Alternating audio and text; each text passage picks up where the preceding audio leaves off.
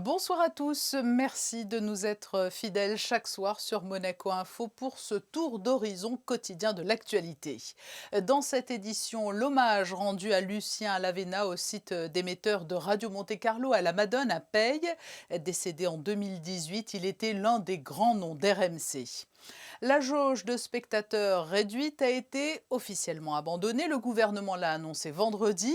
Une bonne nouvelle pour les domaines de la culture et du sport. Jean-Louis Grinda, le directeur de l'Opéra de Monte-Carlo, sera notre invité à quelques jours de l'ouverture de la saison 2021-2022. Il nous dira également comment il entrevoit l'après, puisqu'il s'agit de sa dernière programmation. Nous évoquions hier la reprise tonitruante des congrès. Nous irons dans les allées du Luxe Pack pour découvrir les nouvelles tendances de l'emballage de luxe. Il compte plus de 500 adhérents. Le club des résidents étrangers de Monaco fait sa rentrée. L'occasion de faire le point avec son directeur, Chris Donte, sur la situation des différentes communautés étrangères de Monaco.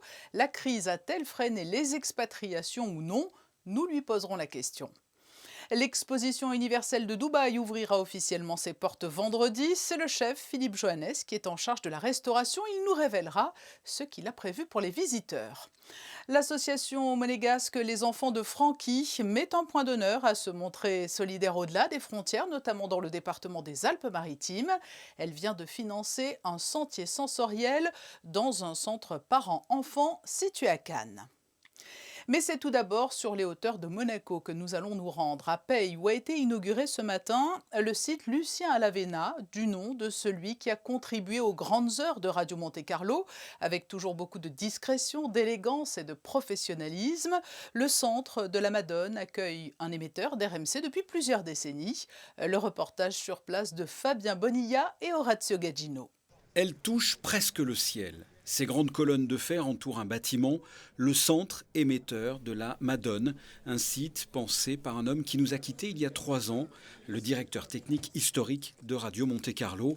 Après avoir été inauguré et baptisé ce mardi matin, ce site s'appelle désormais le centre émetteur Lucien Alavena. Il était à l'origine de toute l'évolution de Radio Monte-Carlo qui est passée d'une petite station régionale à une station de portée nationale, puisque c'est lui qui a créé le centre de la Madone, qui a créé Romoul, qui a retransformé le centre de la Madone. Bref, c'est Monsieur Alavena, c'est Radio Monte-Carlo, la diffusion de Radio Monte-Carlo. Ils sont venus nombreux lui rendre hommage, le souverain, les plus hautes instances de la principauté, ses amis, dont de grandes voix qui ont contribué au rayonnement de cette radio, et bien sûr, sa famille. C'est une émotion très forte. L'attachement pour papa l'était. Il nous a formés, il nous a transmis.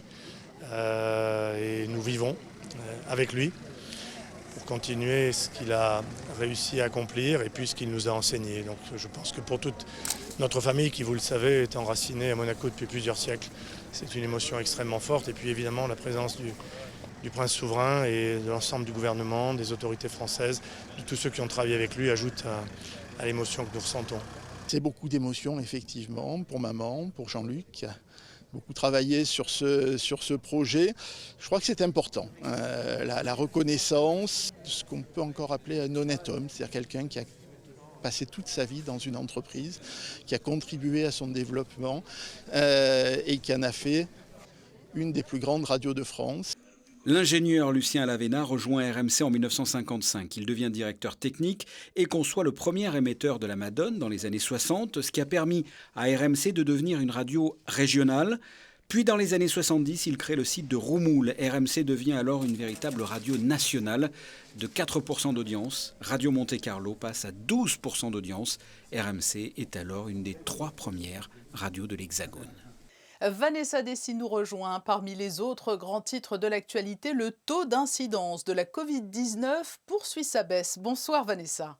Bonsoir Patricia, bonsoir à tous. Oui, le nombre de tests réalisés sur des patients résidents et non résidents entre le 20 et le 26 septembre est de 4 711 tests PCR et antigéniques pour un taux de positivité de 0,72%.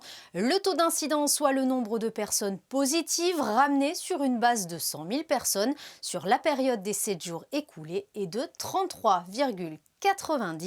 Le bilan sanitaire de la principauté s'élève donc à 3 306 personnes touchées par le coronavirus depuis le début de la crise. La mission pour la transition énergétique porte la bonne parole et encourage à adopter les bons gestes, que ce soit au niveau individuel ou collectif dans le cadre professionnel, avec cet exemple aujourd'hui auprès des personnels d'un grand établissement hôtelier. 4 demi-journées d'ateliers de sensibilisation à la transition énergétique de Monaco ont été organisées à destination du personnel du Métropole.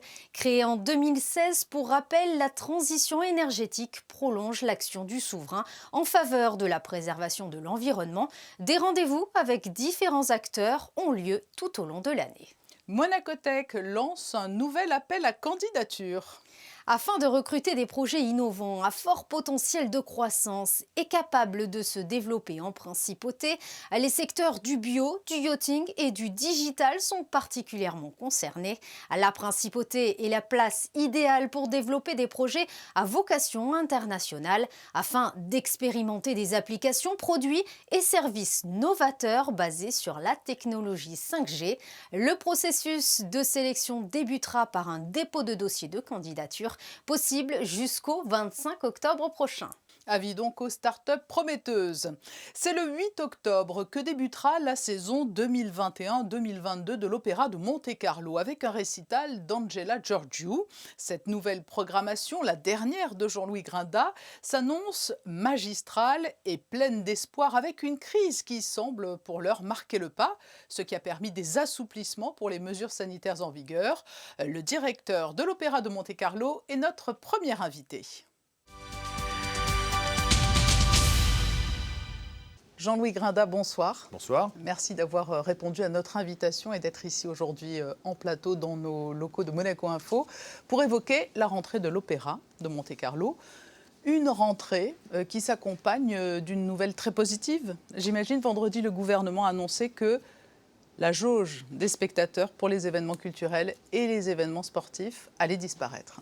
Oui, alors c'est une nouvelle qui était attendue, vu le contexte local qui s'améliore sensiblement, vu le contexte aussi qui nous entoure, parce qu'on ne peut pas faire fi de ce qui se passe dans les deux grands pays voisins.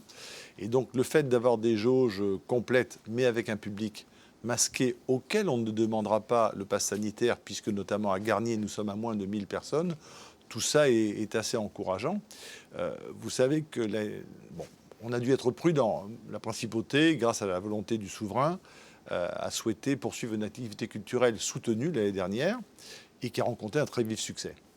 Oui, parce que finalement, est-ce que vous n'avez finalement peut-être pas tant souffert que ça de la crise par rapport à d'autres? Est-ce que ce que l'on a appelé l'exception culturelle monégasque, vous en êtes fier?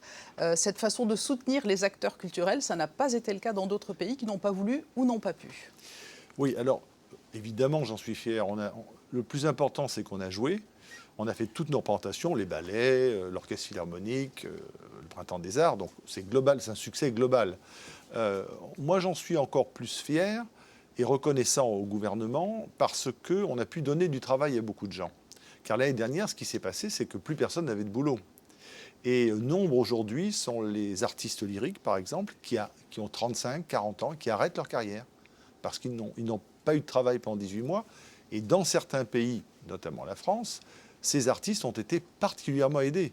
Il y a eu des très grands efforts de fait pour les intermittents, enfin tout le monde a bien compris, qui a permis de maintenir le niveau général. C'était pas parfait, mais évidemment, ça existait. Des pays comme les États-Unis ou l'Angleterre, ça n'existait pas. Et comme ça n'existait pas, des pans entiers de l'activité ont disparu. Ça, c'est vraiment dramatique. Donc ici, nous avons été particulièrement protégés, et je crois que le public nous en est aussi très reconnaissant. Cette rentrée s'annonce sous les meilleurs auspices? Elle s'annonce sous des bons auspices, mais je suis impatient de voir les résultats. Vous savez, on est en crise depuis le mois de mars 2020, c'est donc long. Et si en principauté on a continué à faire des spectacles avec des jauges limitées à 50%, les autres pays qui nous entourent ont arrêté de jouer.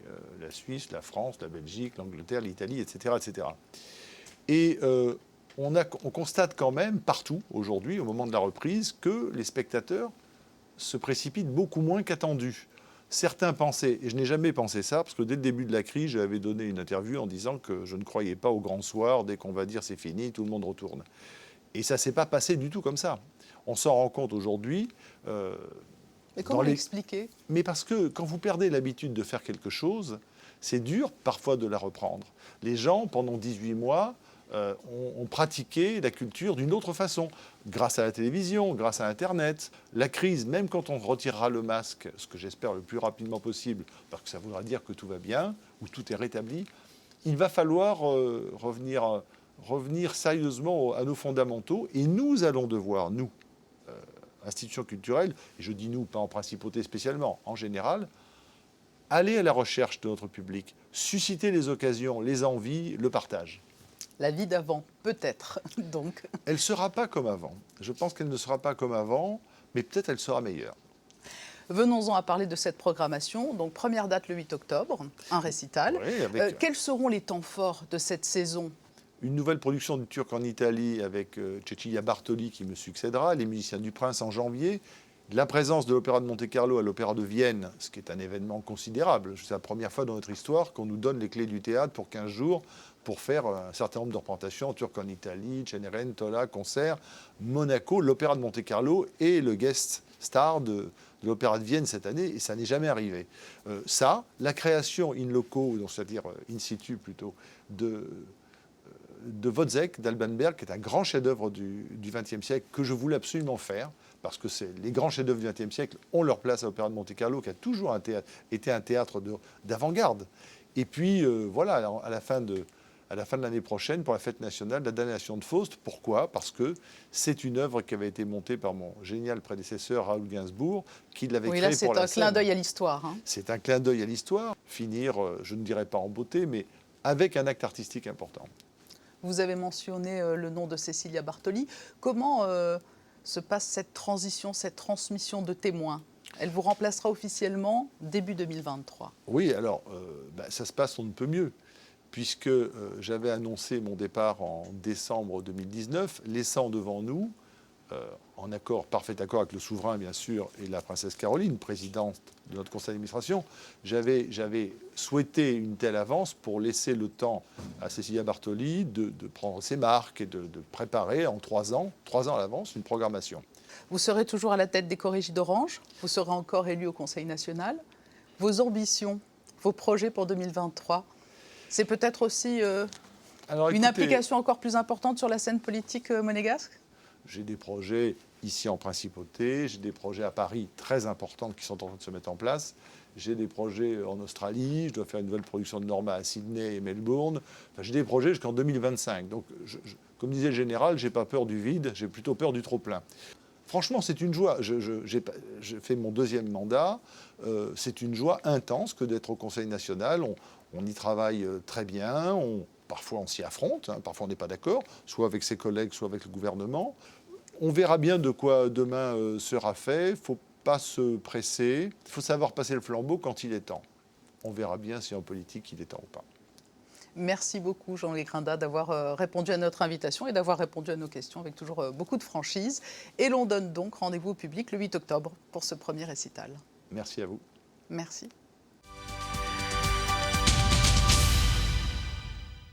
Et en prélude à cette saison, sachez que vous pourrez découvrir sur notre antenne le dimanche 3 octobre l'opéra Boris Godounov à 16h.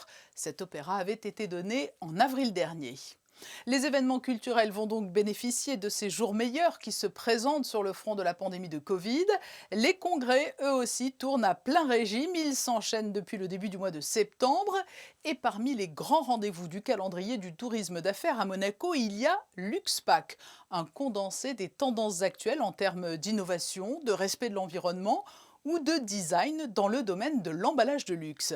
Christinda Thomel et Sylvain Péroumal sont allés de découverte en découverte au Grimaldi Forum.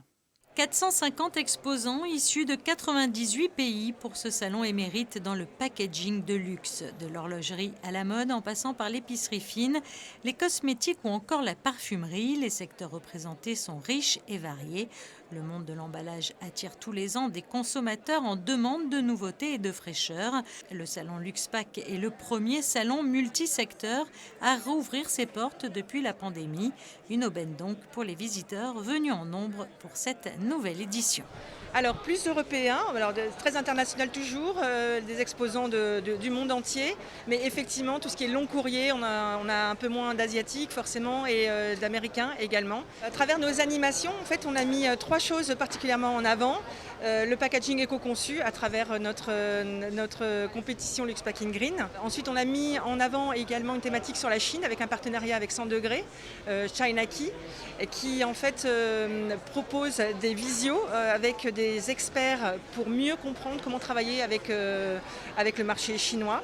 Et enfin, on a un partenariat également qui s'appelle Cara, c'est une découverte en fait de nouveaux matériaux en association avec des laboratoires de recherche. Les meilleures innovations sont également mises en avant lors du concours intitulé Luxe Packing Green, qui récompense les meilleures solutions éco-conçues et démarches responsables des exposants, comme cette année une bouteille conçue par la société Estal qui a remporté tous les votes. Les bouteilles sont conçues principalement à la base de le matériel, c'est le wild glass. Nous, on travaille spécifiquement avec du verre 100% recyclé, PCR, c'est-à-dire Post-Consumer Recycle, c'est-à-dire on prend des bouteilles du marché, des conteneurs, de fenêtres, et on fait de nouvelles bouteilles. On a travaillé pour la réduction de poids et on a travaillé surtout pour tout ce que c'est la partie de la forme. Pourquoi la forme? Parce qu'il y a des finitions qu'on a fait qui nous rappellent un petit peu les anciennes bouteilles de whisky, de Porto, etc. Et qu'en plus, ce sont des formes rondes, faciles à travailler.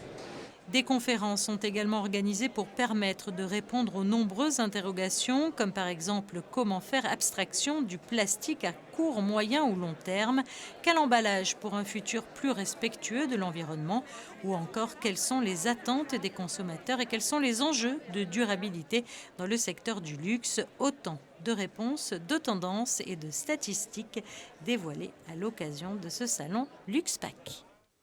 C'est l'une des caractéristiques de Monaco, l'une de ses forces et richesses aussi certainement. De très nombreuses communautés étrangères résident en principauté. Et depuis plus de 10 ans maintenant, à l'initiative de Louisette Lévy-Soussan Adjoaglio, un club les fédère, le club des résidents étrangers de Monaco. Combien y a-t-il de membres? Quelles sont les missions du CREM? Le nombre d'expatriés étrangers a-t-il évolué avec la crise? Toutes les réponses à ces questions avec le directeur du CREM. Bonsoir Chris Donte. Bonsoir Patricia. C'est la rentrée aussi pour le CREM. La vie du club des résidents étrangers de Monaco reprend un cours presque normal ou tout à fait normal? Le club a un petit peu subi, comme tout le monde, la crise sanitaire. Et c'est vrai que nous sommes heureux de pouvoir reprendre à peu près normalement nos activités, toujours dans le respect des conditions sanitaires, mais c'est vrai que tout doucement, on sent que les membres reviennent, les activités reprennent, et donc c'est un bonheur pour tout le monde. Alors un petit rappel, même si la réponse est en partie dans le nom, qui sont les adhérents du CREM ? Alors les adhérents du CREM sont des résidents étrangers qui viennent s'installer ici en Principauté. Donc on a plus de 500 membres aujourd'hui qui font partie de notre club, de 45 nationalités différentes, que ce soit des Européens, des Américains, des gens du Moyen-Orient. Et donc ce sont des gens qui veulent s'intégrer finalement à la vie sociale de la Principauté, car comme vous le savez, le CREM organise énormément d'activités et toutes ces activités sont là finalement pour que les gens se rencontrent et se sentent bien ici en Principauté. Oui, votre rôle, c'est un peu un rôle de coordonnateur, de facilitateur, d'interface ? C'est vrai que moi je suis là pour que les gens se sentent à l'aise, pour que les gens se rencontrent et passent des bons moments ensemble. Mon rôle c'est aussi de mettre en valeur la Principauté parce qu'elle a tellement de belles choses à offrir. Et c'est vrai que beaucoup de nos membres ont dû quitter leur pays d'origine pour venir s'installer. Donc ils sont un petit peu novices pour la Principauté. Et donc c'est vrai que nous, on est là pour faire en sorte qu'ils puissent pleinement profiter de la Principauté, de toutes les possibilités, les facilités qui existent, et aussi les faire se rencontrer entre eux pour que voilà, une nouvelle famille se crée ici en Principauté pour eux. De par vos missions, vous êtes très bien placé au CREM pour faire un point sur l'évolution de la communauté étrangère résidente, ou plutôt des communautés étrangères. Est-ce que la crise a freiné les arrivées ou a contribué à une forme d'exode vers Monaco ? Dans un premier temps, on l'a un petit peu freiné parce qu'en effet, il était un petit peu difficile de simplement voyager. Mais je crois que Monaco a su montrer qu'il avait très bien géré la crise et je crois que déjà on voit des nouveaux résidents arriver et dans le futur certainement parce que voilà, je crois que les gens se sentent ici en sécurité, voient que le gouvernement répond aux questions des résidents étrangers et j'aimerais vous dire d'ailleurs, dans beaucoup de démocraties, on voit aujourd'hui que le problème de l'étranger divise pas mal de pays. Ce n'est pas le cas ici à Monaco. Je crois qu'on est un des seuls pays où 130 nationalités peuvent coexister en parfaite harmonie. Et pour ça, je crois que c'est très intéressant et très important pour les résidents étrangers qui viennent ici. Je crois que c'est vraiment un atout de la principauté que autant de nationalités étrangères puissent coexister en harmonie. Oui, et puis je crois que si l'idée d'un confinement devait venir à se profiler de nouveau, j'imagine aussi que le cadre monégasque a peut-être donné des envies à certains et se sont dit, si on doit revivre ce genre de période, autant le revivre ici. En effet, de par le témoignage des membres, c'est vrai que par rapport à d'autres pays, et là je suis un petit peu le porte-parole des résidents étrangers, mais la plupart des résidents étrangers ont énormément apprécié toutes les actions du gouvernement. Je crois que malgré les restrictions qui étaient en place, on a quand même pu vivre une situation qui était un petit peu moindre que ce que d'autres pays pouvaient vivre. Et donc je crois qu'en effet, Monaco a sorti un petit peu son épingle du jeu et a montré aux étrangers que finalement venir à Monaco, c'était aussi un gage de sécurité, que ce soit sanitaire ou que ce soit dans d'autres domaines. Qu'allez-vous proposer dans les mois qui viennent à vos adhérents ? Alors le programme sera très complet. On a commencé hier soir avec un cocktail de rentrée où on a eu l'honneur d'avoir la présence de Monseigneur. Et je crois que cela témoigne des liens forts qui unissent les résidents étrangers et les principautés. On recevra aussi au mois de novembre le ministre d'État qui viendra lui aussi à la rencontre des résidents étrangers pour parler un petit peu des questions qui leur sont propres. On aura l'ambassadeur de France. On aura aussi la chance de faire une visite de la sûreté publique. Donc je crois que ça sera très intéressant pour les membres et les résidents étrangers de voir un petit peu comment Monaco fonctionne. Et puis on va finir l'année avec un très beau gala de Noël. Donc voilà, un programme très rempli et qui excite beaucoup les membres de Crème. Voilà donc des activités à mi-chemin entre information sur la résidence et loisirs. Chris Don, directeur du CREM, le club des résidents étrangers de Monaco. Merci d'avoir répondu à notre invitation. Merci Patricia. L'exposition universelle de Dubaï va bientôt débuter. Nous avons vu dans notre édition de samedi que tout est prêt sur place au pavillon de Monaco pour accueillir le public qui pourra déguster des spécialités préparées par l'un des grands chefs de Monaco, Vanessa. Avec pour thématique Monaco 360 degrés, un monde d'opportunités.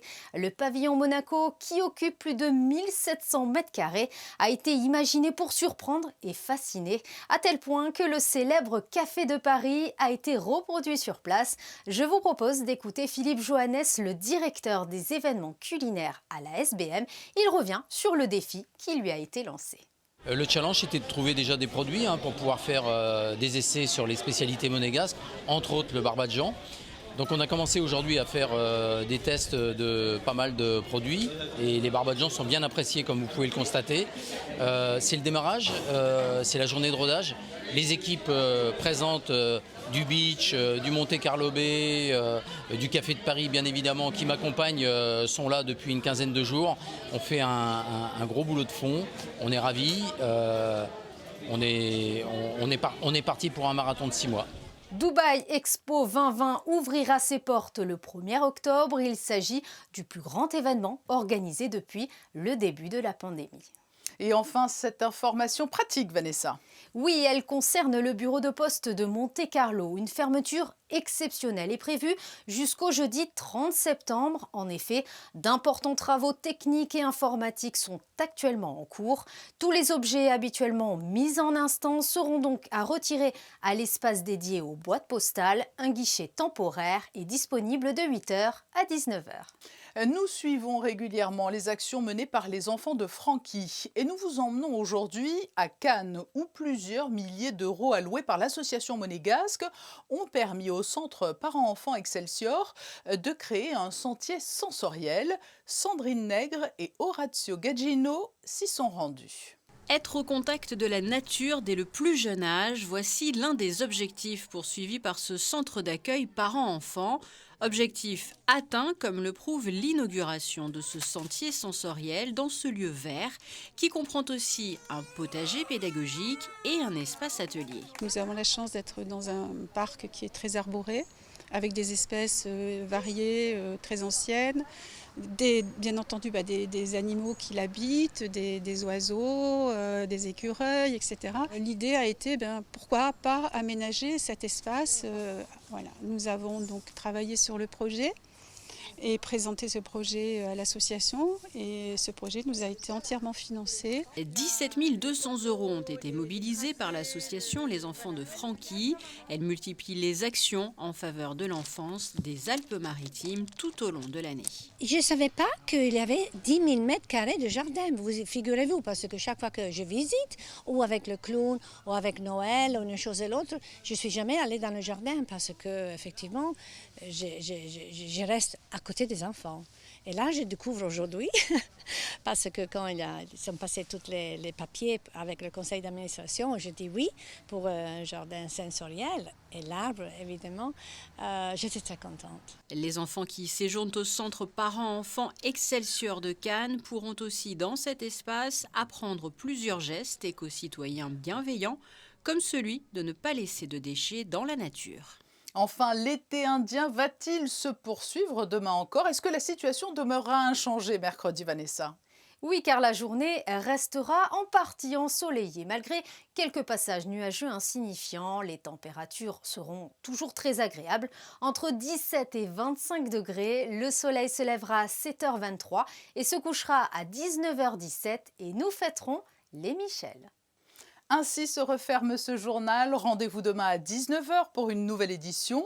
Vous pouvez également nous suivre sur nos réseaux sociaux, Facebook, Instagram et Twitter. Nous nous quittons avec les photos du jour de Stéphane Dana et l'hommage à Lucien Alavena dont nous vous parlions en début de journal. Son nom a été donné à un site historique d'RMC à la Madone, à Peille, lui qui a largement contribué à la belle réussite de la radio. Je vous souhaite une très belle soirée. À demain.